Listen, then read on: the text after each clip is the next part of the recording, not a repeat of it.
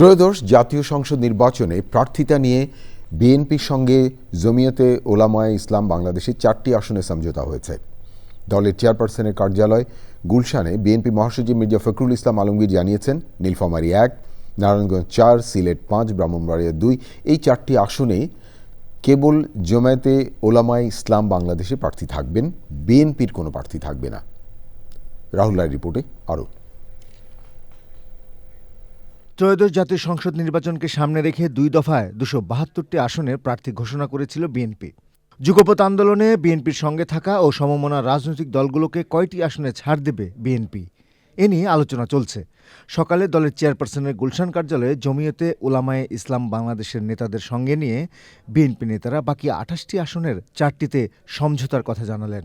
নীলফামারী 1, ডোমার ডিমলা, এখানে নির্বাচন করবেন মৌলানা মোহাম্মদ মঞ্জুরুল ইসলাম আফেন্দি। নারায়ণগঞ্জ 4, ফতুল্লা, মুফতি মুনির হোসেন হাসেনি। সিলেট 5, জকিগঞ্জ কারাইঘাট, মৌলানা মোহাম্মদ উবাইদুল্লাহ ফারুক। ব্রাহ্মণবাড়িয়া 2, সরাইল আশুগঞ্জ, মৌলানা জুনায়েদ আল হাবিব। এই আসনগুলোতে আমাদের কোনো প্রার্থী থাকবে না। আর ওনাদের মার্কা হচ্ছে কিন্তু খেজুর গাছ, সর্বপ্রাচীন দল। ঐতিহাসিকভাবে আমাদের সঙ্গে তাদের সম্পর্ক আছে। আইন শৃঙ্খলা পরিস্থিতি সহ বিভিন্ন ইস্যু নিয়েও কথা বলেন তিনি। কিছু সংখ্যক ব্যক্তি মহল তারা এই ট্রানজিশনাল যে প্রসেস এটাকে বাধাগ্রস্ত করার জন্য ভয়ঙ্করভাবে চক্রান্ত করছে।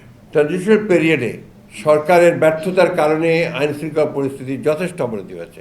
আমি ধন্যবাদ জানাই যে তারা তাদের কথা রেখেছেন যে আপনার 26 ফেব্রুয়ারি মাসের 12 তারিখে নির্বাচনের ঘোষণা দিয়েছেন এবং নির্বাচন কমিশন সেটাই করছেন।